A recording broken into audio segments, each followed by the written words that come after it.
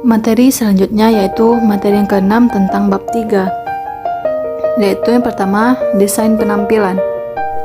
Desain penampilan untuk penelitian deskriptif. Penelitian deskriptif digunakan untuk menggambarkan masalah-masalah kesehatan yang terjadi di masyarakat atau komunitas tertentu, termasuk di bidang rekam medis. Kedua, hasil penelitian yang diperoleh dari penelitian deskriptif antara lain berupa data distribusi frekuensi dalam bentuk persentase atau proporsi, rata-rata, dan lain-lain. Ketiga, penelitian deskriptif tidak dapat pengaruh atau hubungan antara faktor atau variabel satu dengan yang lainnya. Umumnya Anda akan memilih desain penelitian ini apabila 4. Tujuan umum penelitian berbunyi menggambarkan atau mendeskripsikan. 5. Umumnya penelitian dalam rangka karya tulis ilmiah mahasiswa D3 RMIK menggunakan desain penelitian ini. Contoh topik penelitian rekam medis pada umumnya seperti menggunakan desain penelitian observasi deskriptif. Pertama, tinjauan keakuratan kode diagnosa kasus DRS tahun . Gambaran beban kerja petugas rekam medis RS tahun . Itulah contohnya. Kedua, penelitian analisis. 1. Desain penelitian ini digunakan untuk mengetahui bagaimana dan mengapa suatu fenomena terjadi melalui analisis statistik korelasi, atau menguji hubungan atau pengaruh antara faktor sebab dan faktor akibat. 2. Jenis-jenis penelitian observasional analitik. Pertama, studi potong lintang atau cross-sectional study. Kedua, studi kasus kontrol atau case control study. Ketiga, studi cohort atau cohort study. Contohnya, 1. Tujuan penelitian membuktikan hubungan antara pengetahuan dengan kinerja petugas rekam medis. Diketahui variabel independen maupun dependen diukur secara kuantitatif dengan menggunakan kuesioner. Variabel independen pengetahuan, variabel dependen kinerja. Apabila peneliti menggunakan desain cross-sectional, maka peneliti melakukan pengukuran variabel pengetahuan dan kinerja sekaligus atau bersamaan, sehingga hasil penelitian menunjukkan tingkat pengetahuan dan kinerja petugas pada waktu yang sama. Penelitian eksperimen. Desain penelitian eksperimen. Langkah-langkah penelitian eksperimen yaitu membuat rumusan masalah, membuat tujuan masalah, membuat hipotesis penelitian, menyusun rencana eksperimen, meliputi menetapkan variabel independen dan dependen, memilih desain eksperimen yang akan digunakan, menentukan sampel penelitian, menyusun metode penelitian seperti alat ukur. Contohnya, pengamatan dilakukan terhadap efek perlakuan. Penelitian kuantitatif. Desain eksperimental lebih leluasa untuk dilakukan peneliti sosial. Umumnya menerapkan desain eksperimen pada penelitian kuantitatif yang dilakukan. Contohnya, misal eksperimen tentang konsumsi vitamin C untuk meningkatkan daya tahan tubuh. Sebagian siswa yang menjadi subjek eksperimen diminta untuk mengkonsumsi vitamin C. Sebagian lain yang menjadi kelompok kontrol tidak, hasilnya merupakan hasil eksperimen. Penelitian kualitatif. Desain penelitian komparatif bisa diterapkan dalam riset kualitatif. Sama seperti studi kasus, metode yang sering digunakan adalah etnografi. Proses pengumpulan data umumnya dilakukan dengan wawancara, observasi, dan studi literatur. Contoh riset dengan desain penelitian ini misalnya tingkat kesejahteraan guru di Indonesia dan Malaysia.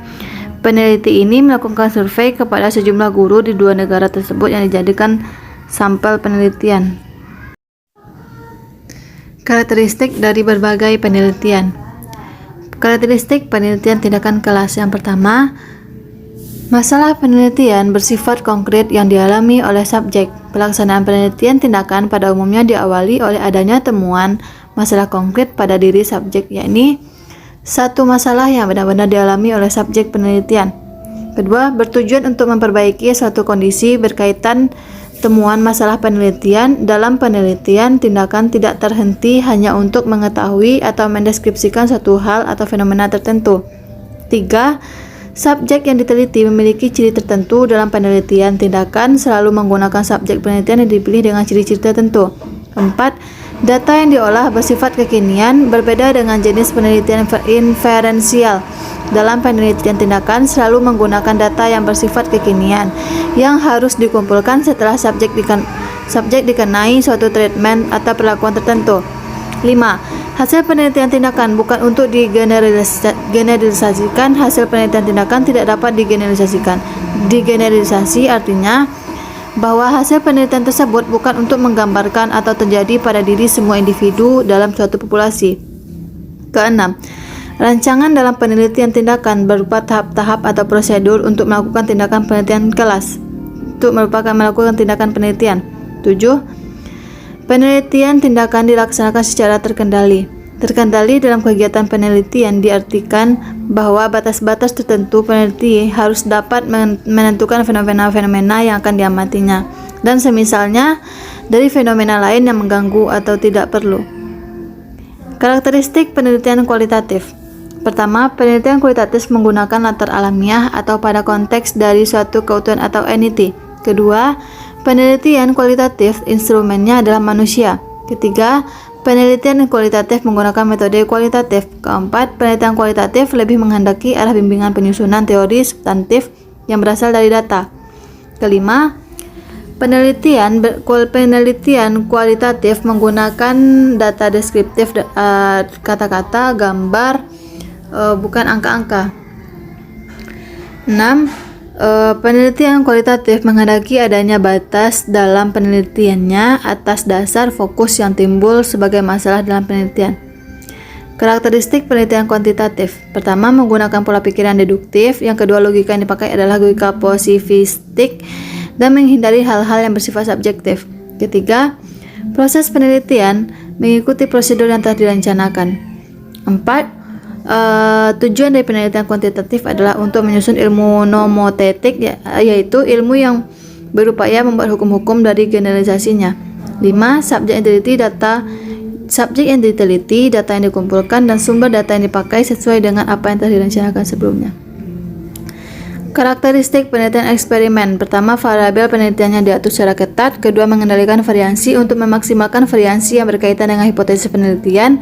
Ketiga, validitas eksternal berkaitan dengan bagaimana keterwakilan populasi dan ketergeneralisasian eksperimen. Kisi-kisi instrumen sesuai variabel dan sistem penilaian. Membuat kisi-kisi. Pertama, membuat kisi-kisi instrumen sesuai variabel dan indikator penelitian, yaitu instrumen untuk tes, observasi, wawancara, angket, dan dokumentasi. 1. Instrumen tes.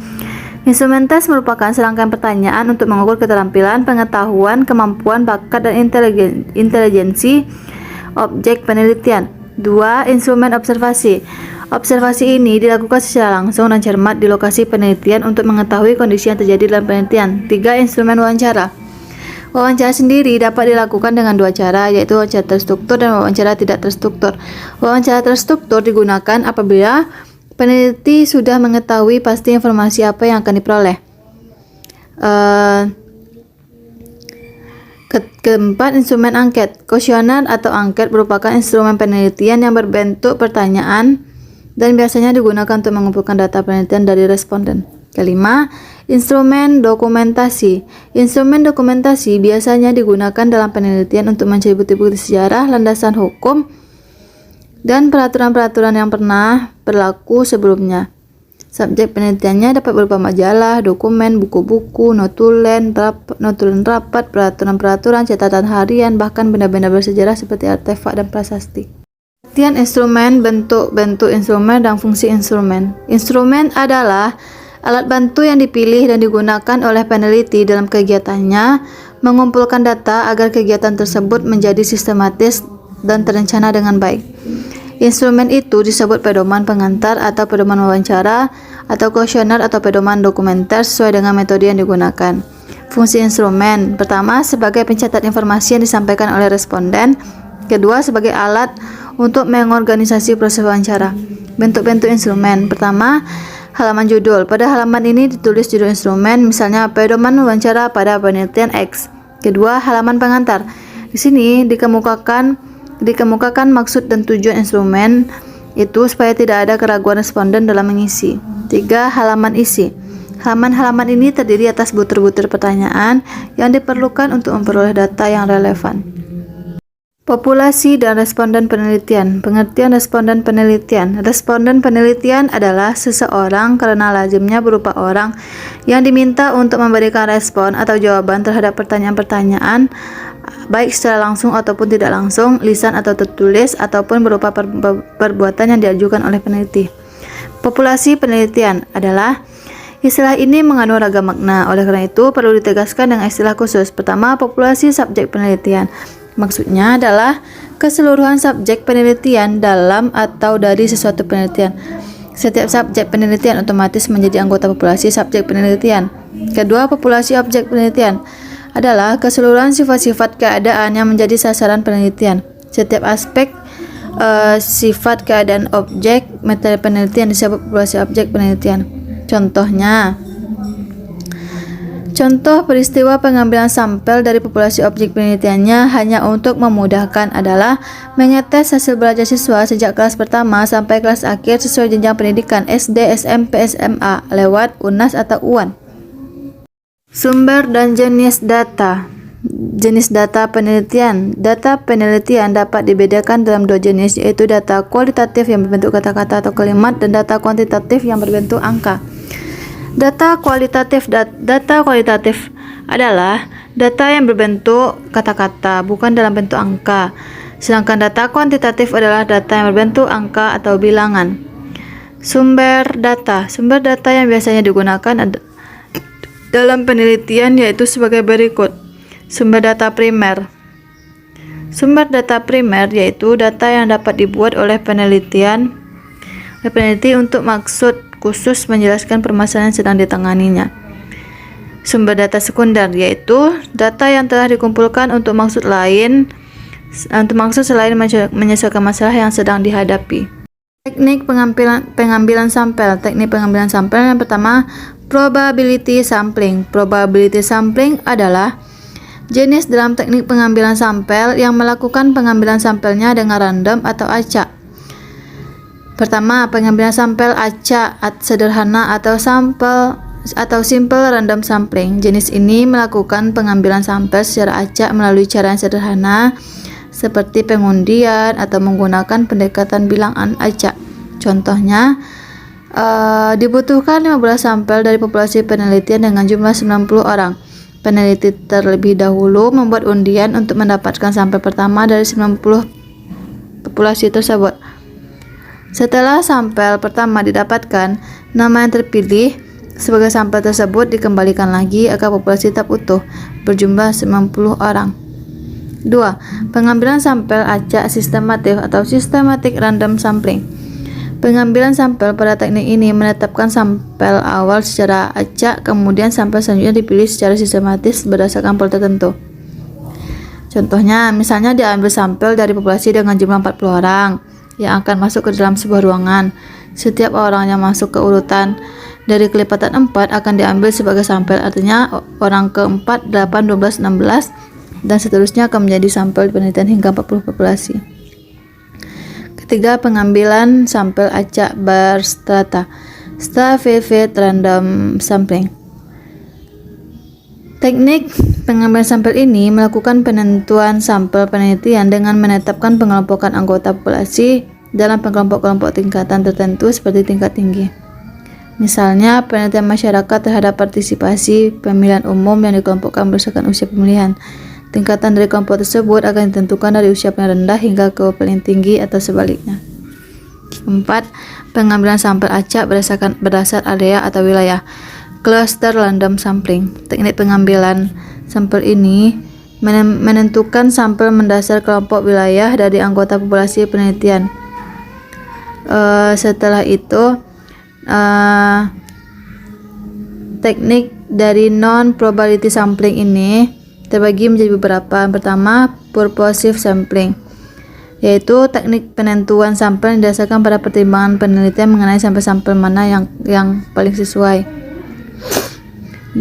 Snowball sampling, biasa dikenal dengan teknik pengambilan sampel bola salju. Ketiga, accidental sampling, sesuai dengan namanya, teknik pengambilan sampel jenis ini menentukan sampel secara tidak sengaja atau accidental.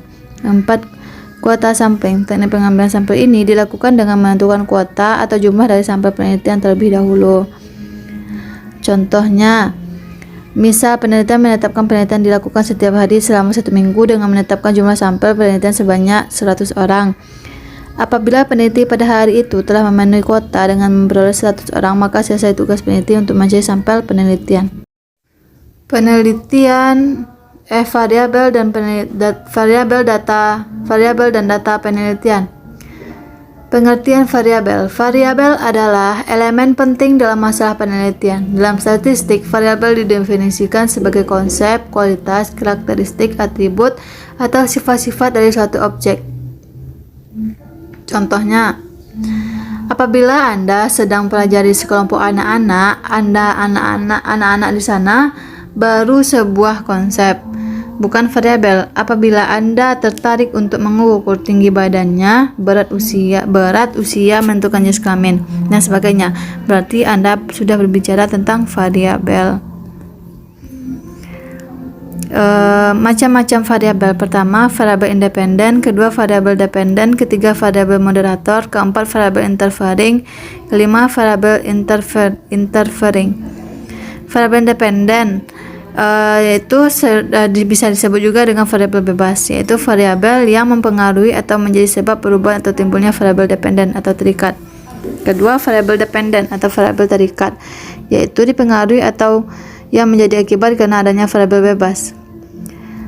Selanjutnya, data penelitian. Bagi peneliti yang menginginkan mengolah data dengan data statistik, maka data yang digunakan berupa data kuantitatif, yaitu berupa angka-angka. Data diklasifikasikan menjadi dua menurut Ridwan. Pertama, data kualitatif dan data kuantitatif.